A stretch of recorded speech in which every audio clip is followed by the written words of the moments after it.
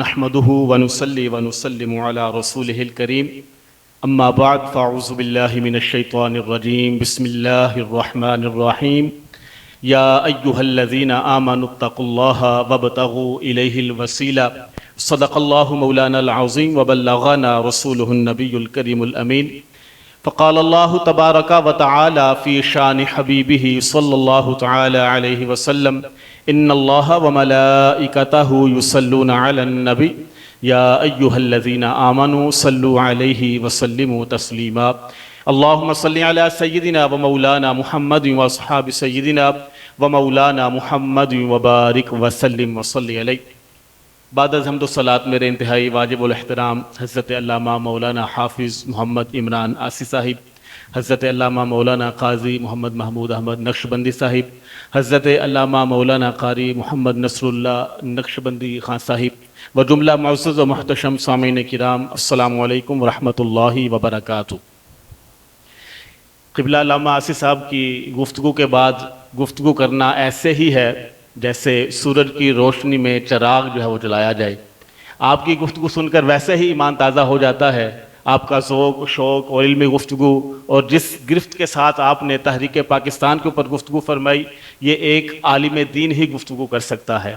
اللہ رب العالمین قبلہ کو مزید ہمت، طاقت اور استقامت عطا فرمائے اور اسی طرح اس سے بھی بہتر انداز میں دین متین کی خدمت جو ہے وہ سر انجام دیتے رہیں۔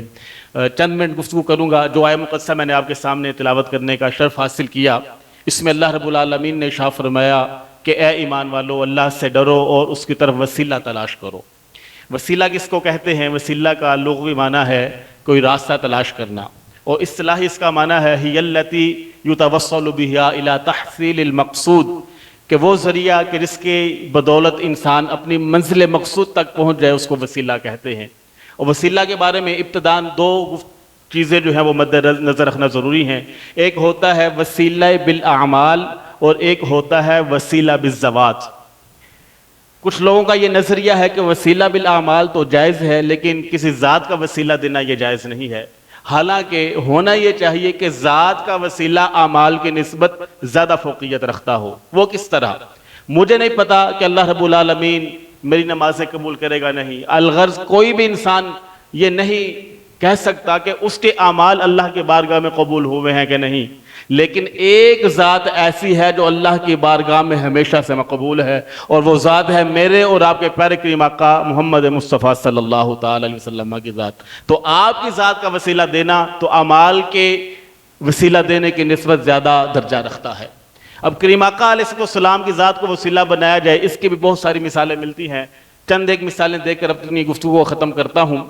ایک ہے نبی کریم علیہ السلام کی ذات کا وسیلہ دینا اس وقت کہ جب ابھی آپ علیہ السلام اس دنیا میں جلوہ گر ہی نہیں ہوئے۔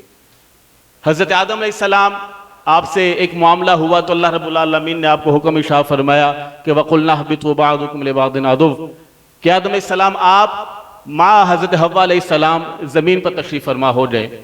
آپ زمین پر آ گئے اور اللہ رب العالمین کی بارگاہ میں کئی سو سال تک اپنے اس معاملے کی معافی کے خواستگار رہے کہ یا بھائی تعالیٰ وہ جو مجھ سے ایک خطائے رحمت ہو گئی تھی وہ مجھے معاف فرما دے۔ روایات میں آتا ہے کہ 300 سال تک حضرت آدم علیہ السلام اپنے اسی معاملے کی معافی اللہ رب العالمین سے مانگتے رہے، لیکن اللہ رب العالمین نے کوئی التفات نہ فرمایا۔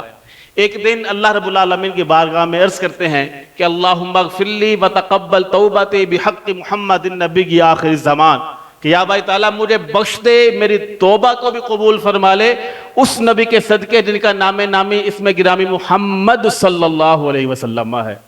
تو اللہ رب العالمین نے پوچھا کیف عرفت محمدا، کہ آدم علیہ السلام آپ نے محمد عربی علیہ السلام کو پہچان کیسے لیا؟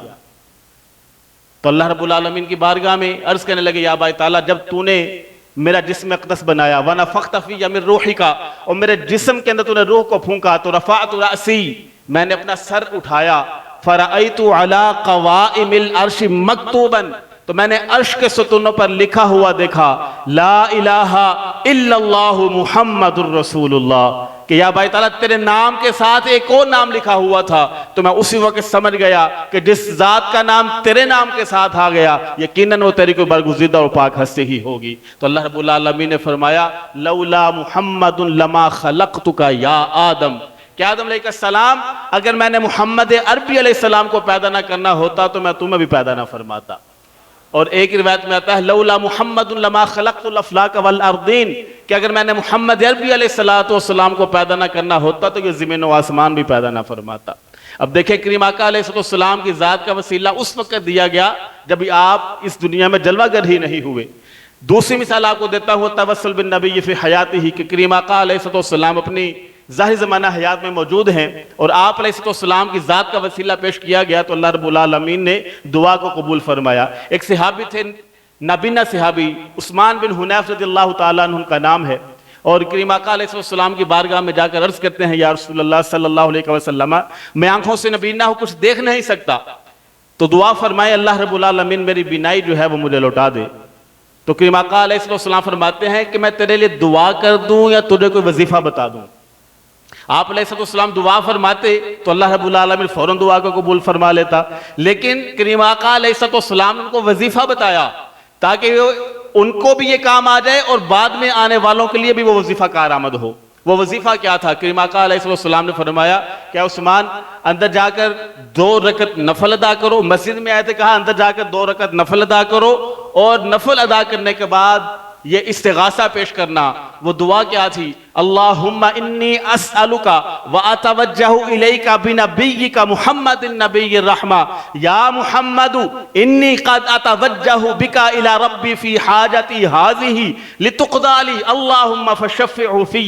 یہ دعا کی کہ اے اللہ میں تجھ سے سوال کرتا ہوں، تیری طرف متوجہ ہوتا ہوں اس نبی کے نام کے صدقے جن کا نام اسم گرامی محمد صلی اللہ علیہ وسلم ہے. تو کیا ہوا؟ یہ وظیفہ مکمل کیا، باہر آئے آنکھیں بالکل ٹھیک تھی. یہ ہے کریم آقا علیہ السلام کی ذات کا وسیلہ پیش کیا تو اللہ رب العالمین نے فوراً دعا کو قبول فرما لیا. اب یہی عثمان بن حنیف رضی اللہ تعالیٰ عنہ ہیں اس کے راوی اس کے، اور کریم آقا علیہ السلام کا زمانہ گزر چکا، ظاہری زمانہ. ابو بکر صدیق رضی اللہ تعالیٰ عنہ کا زمانہ آیا، وہ بھی گزر گیا. عمر فاروق رضی اللہ تعالیٰ عنہ کا زمانہ آیا، گزر گیا. حضرت عثمان غنی رضی اللہ تعالیٰ عنہ کا زمانہ آیا، وہی راوی ہیں عثمان بن حنیف رضی اللہ تعالیٰ عنہ. ایک فرماتے ایک نابینا شخص کریم آقا علیہ السلام کے دور میں بھی آیا اور عثمان غنی رضی اللہ تعالیٰ عنہ کے دور میں بھی آیا.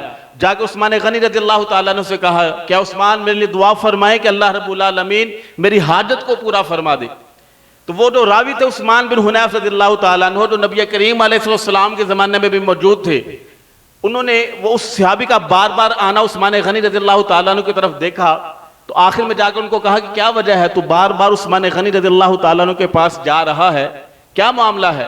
تو عرض کرنے لگا کہ میرے کچھ معاملات ہیں، آنکھوں کی بینائی بھی نہیں ہے اور میرے پاس رہنے کے لیے کوئی گھر بھی نہیں، کوئی مکان بھی نہیں ہے. تو عثمان بن حنیف رضی اللہ تعالیٰ عنہ وہی راوی ہیں، کہنے لگے کہ میں نے کریم آقا علیہ السلام سے ایک وظیفہ سنا تھا کہ ایک نبینا صحابی تھے جو کریم آقا علیہ السلام کے پاس آئے، کریم آقا علیہ السلام نے ان کو وظیفہ بتایا، اس نے وہ وظیفہ کیا تو اللہ رب العالمین نے ان کی بینائی لوٹا دی. وہی اب جو نبینا صحابی ہیں جو عثمان غنی رضی اللہ تعالیٰ عنہ کے دور میں ہیں اور رہنے کے لیے مکان بھی نہیں ہے اور بھی بہت سارے معاملات ہیں، آنکھوں سے دیکھ بھی نہیں سکتے، تو عثمان بن حنیف رضی اللہ تعالیٰ عنہ کو وہ وظیفہ بتایا جو کریم آقا علیہ السلام سے سنا تھا کہ اندر جاؤ مسجد میں 2 رکعت نفل ادا کرو، یہ دعا کرو اللہم انی اسألک، وہی آخر تک یہ دعا کرو اللہ رب العالمین تمہاری اس حاجت کو پورا فرما دے گا. اس صحابی نے ایسا ہی کیا، 2 رکعت نفل ادا کیے، اس کے بعد یہ دعا کی تو اللہ رب العالمین نے ان کی تمام حاجتیں پوری فرما دی. اب دیکھیں کریم آقا علیہ السلام اس دنیا میں جلوہ گر نہیں ہوئے تب بھی وسیلہ دیا گیا، کریم آقا علیہ السلام کے ظاہری زمانہ حیات میں بھی وسیلہ پیش کیا گیا. آپ علیہ السلام کے ظاہری پردہ فرما جانے کے بعد بھی آپ کے نام کا وسیلہ پیش کیا گیا تو اللہ رب العالمین نے دعا کو قبول فرما لیا. تو آج بھی اگر ہمیں ضرورت پیش آئے، کوئی حاجت ہو، یہ 2 رکعت نفل ادا کریں، یہ دعا کریں، اللہ رب العالمین ہماری تمام حاجتیں دور فرما دے گا. اللہ رب العالمین کی بارگاہ میں دعا ہے کہ اللہ رب العالمین ہمیں نبی کریم علیہ السلام کی تعلیمات پر عمل پیرا ہو کر اپنی زندگیاں بسر کرنے کی توفیق عطا فرمائے. آمین. وآخر دعوایا ان الحمد للہ.